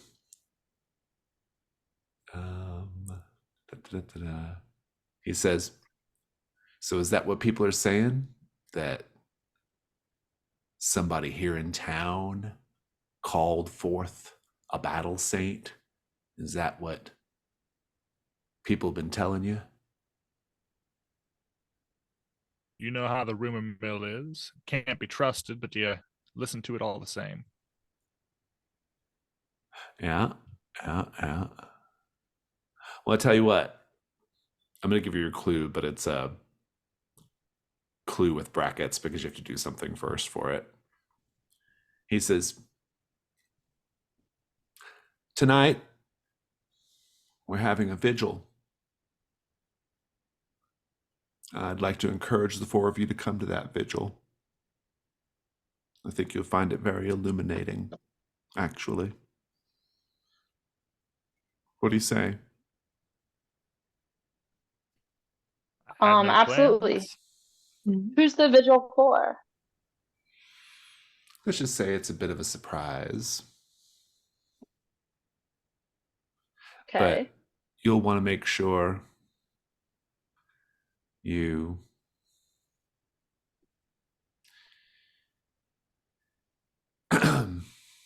make sure you get right with history.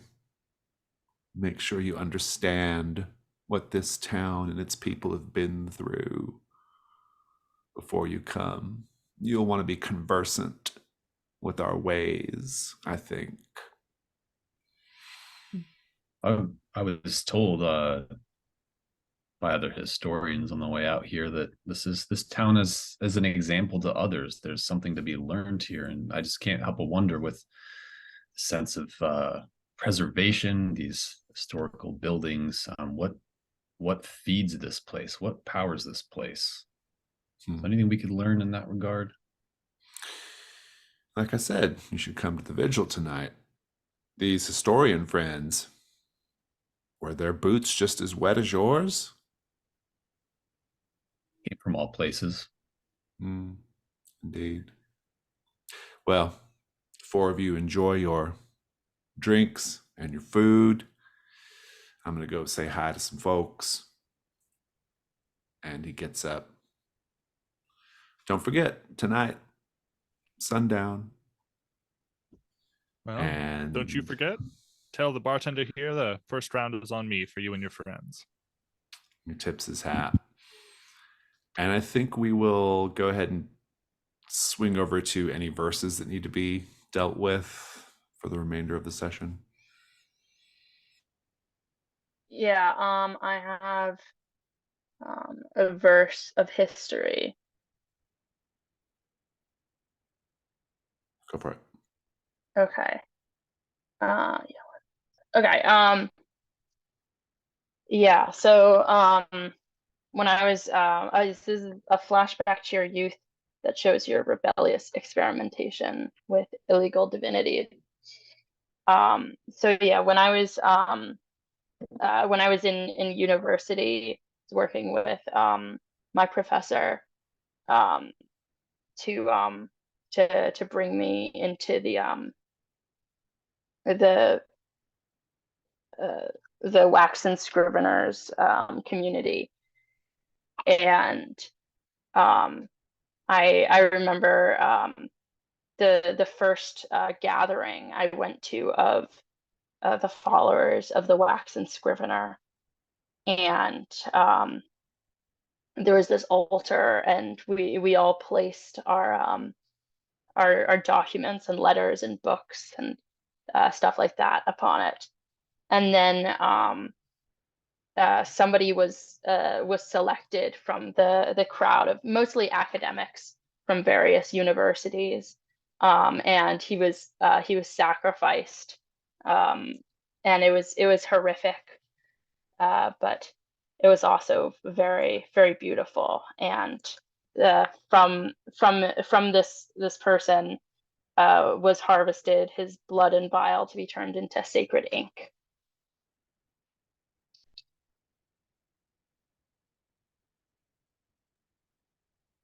Thank you. I have two. I can combine them. I think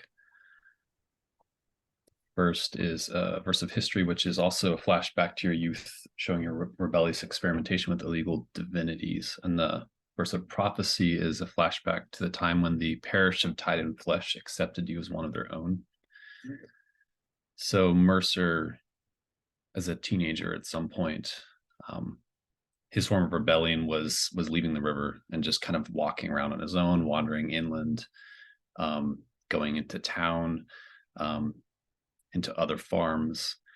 And at some point, some of his elders found that he had caught one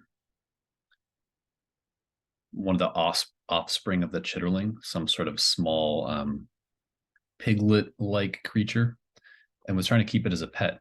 Only he was trying to teach it how to swim. He was trying to make something of his own and kind of like have it live in this little pond instead of, you know, going to the river, just experimenting with if he could nurture this other godlike thing and make it kind of listen to him. And not only was he found out by this, but one of the local farm boys came and confronted him about this, who was much bigger and stronger, beat him up pretty bad. And when the elders found out about this, this was even worse than his experimentation. And instead of going to other authorities, Mercer woke up the next day and found himself being carried out to a boat. And he saw the other boy in the boat, equally bruised as he had been. And the elders were starting to lecture him about there's the children of the land, there's the children of the water. We take from the water, the river, it gives back to us. And, you know, the twin mouths devouring, returning. And Mercer's thinking that this boy is going to be sacrificed until they start to bind him to the boy as well, back to back. And then this lecture continues as they're rowed out into the river. And the elders simply say, like, if you're really one of us, if you really are a child of the water, you'll be returned to us. And shoves both of them overboard. And as this panic and this instinct of survival sets in, you know, so Mercer's struggling, untying himself, and ultimately having to drown this other boy who had bullied him in order to come back to the village. And even being accepted wasn't very joyous or celebrated. It was sort of an acknowledgement of Mercer crawling sodden from the river and saying, oh, so you've decided to come and join us now. Okay. You're a child of the water indeed. Let that be a lesson to you. Thank you. Are there any more? Okay. Then let's go ahead and go to the end of session. And the first thing we have to do for the end of session is we check to see if we resolved an assignment we did, so we collect rewards. I will take a snapshot of the rewards and put them in the chat, and then I'll read them off for sake of the video as well. The rewards are: a specific vendor from the floating market becomes a recurring side character and may be consulted on matters of black market goods and materials. Once per assignment, you can use this information to stumble on a clue. Tell me what it is.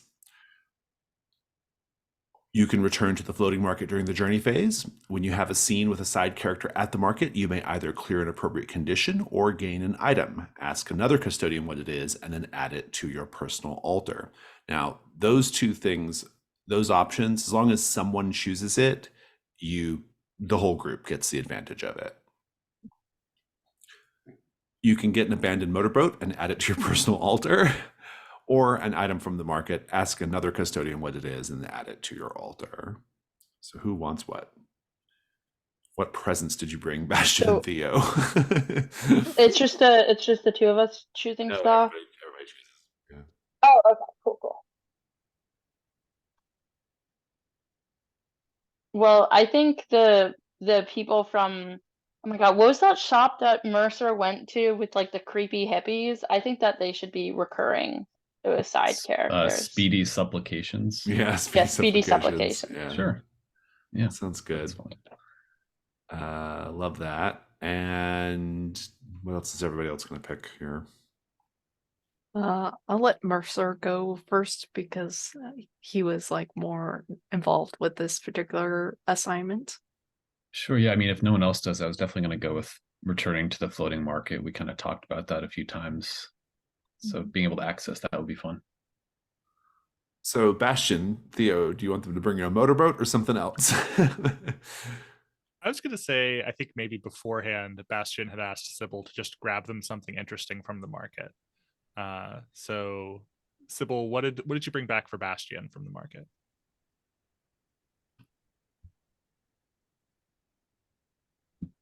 I think that I have like a pair of headphones that are like, they're like really big and bulky and have like random like wires and stuff coming out of them.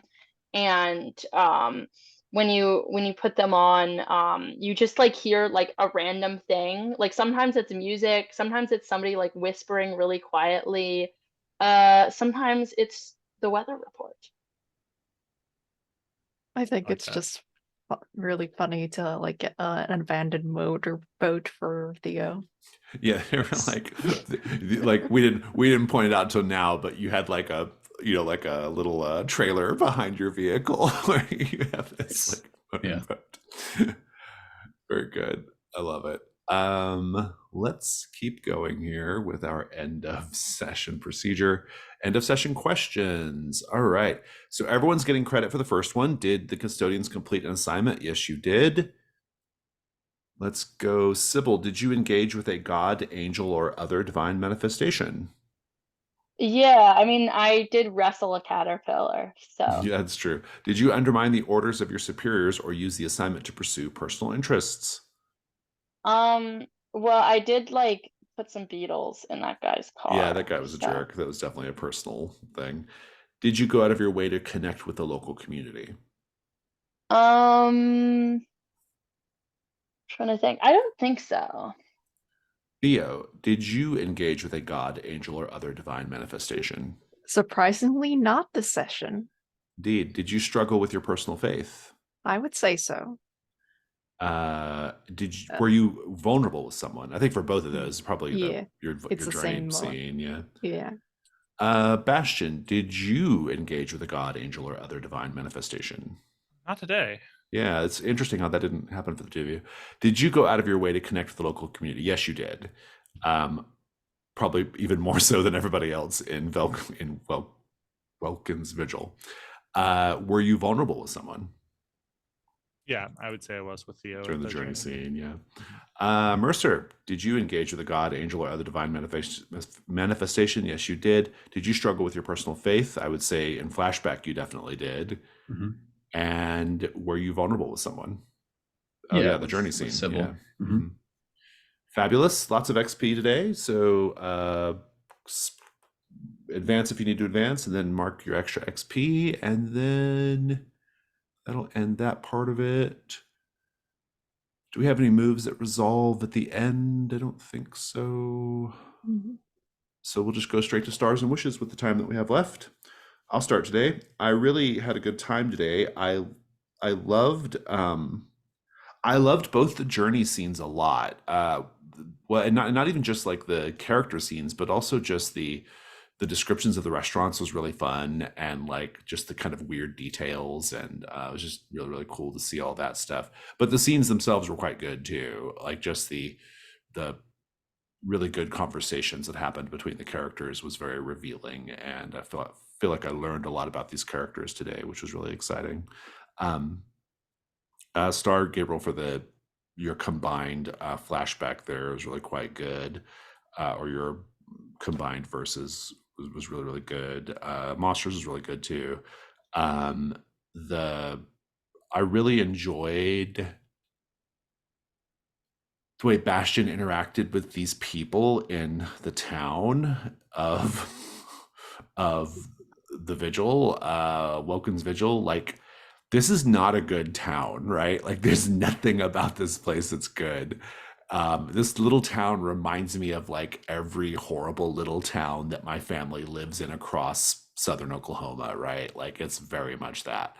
And I like your approach with them, like this sort of like, get along to get along kind of approach, but like understanding kind of like what's at stake, and kind of how, it is really, really good. I like the idea of going through the comment cards, Chaotic. I thought that was really smart, and led to an interesting scene. And just overall, the role play was really nice and tight today. And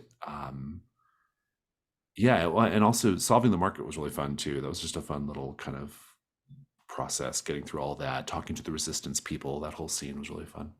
So yeah, my wishes, we have just one more session in the playtest, but I'm not going to introduce a brand new assignment, so we'll just have the two that we're doing, and I hope we get to resolve at least one of them. I think that'll be a lot of fun.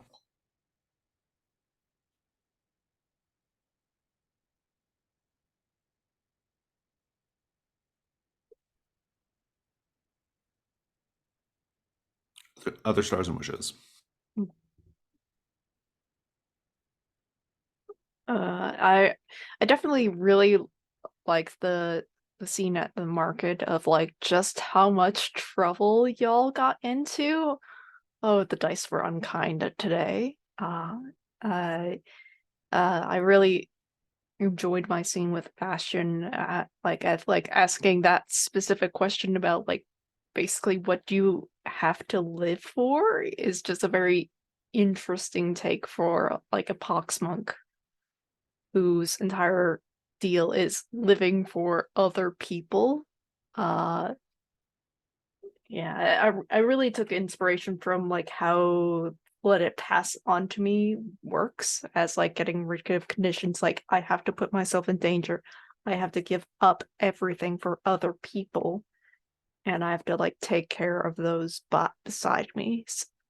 Sort of deal. Like there's nothing for themselves that exists. So that was just a very good way to present that in the game.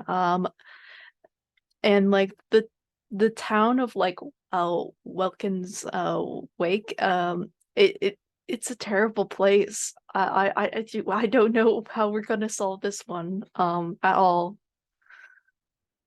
Just Yeah, I want to give a star to both Sybil and Mercer for just like rolling with some terrible situations earlier, and kind of like there were several opportunities to mitigate stuff with verses that were instead allowed to ride and just play out the chaos. I thought that was just like really fun to see happen. I loved the like I've done vulnerable move in other like in the between, right? And had that connection with other characters and stuff. But I really like how much the journey scenes like bring to that atmosphere with like painting a whole specific environment and giving you a unique situation to like be in together. I don't know. I just really like how that plays. And I think that the more experience I have with it, the more comfortable I am with it, and the more I really like it as a part of the game. So it started that as well. Start a symbol for how do my brains taste. That one just got me in the moment. I loved that. I love the suggestion boxes and idea. I thought that was super smart. Yeah, no, it was like a lot of things to love about this session. And yeah, this town is creepy in all the right ways. It's like coming from the Skeleton family, who are creepy in their own set of ways, to then coming to this town where it's like this is like two groups of the same coin and like different niches. And it's kind of interesting to explore. Yeah, stars for Mercer for being a great role play partner and you know, solving this mystery, and that was really fun. And yeah, I'm excited to see where this one goes, and hopefully we can resolve it somehow. Yeah, stars to all the journey scenes for sure. And I appreciate David that's working well for you, because that's definitely been a big like design thing we've been playing with for a little bit. And so it's fun to see that play out. Stars for the suggestion box. I definitely will be stealing that for something else, because it's such a great opportunity for seeing what the town really thinks, what people will put in there. And yeah, stars having the group back together. It's been amusing to have this like outlawed faith group just getting in worse and worse messes and violently solving problems. And we have these other two that are like objectively more, you know, helping society. But seeing them get into some social conflict was fun as well. So I'm just looking forward to seeing more of that change up and seeing how that plays out. And seeing the rest of this scenario, see what you all think of the rest of it, because it is another weird outsider thing, but a very different different flavor from what we've had so far. So excited for that. Fantastic. Was that everybody on Stars and Wishes? Yeah, great. Are there any others? Okay. In that case, we will go ahead and wave goodbye to people watching the video. Goodbye.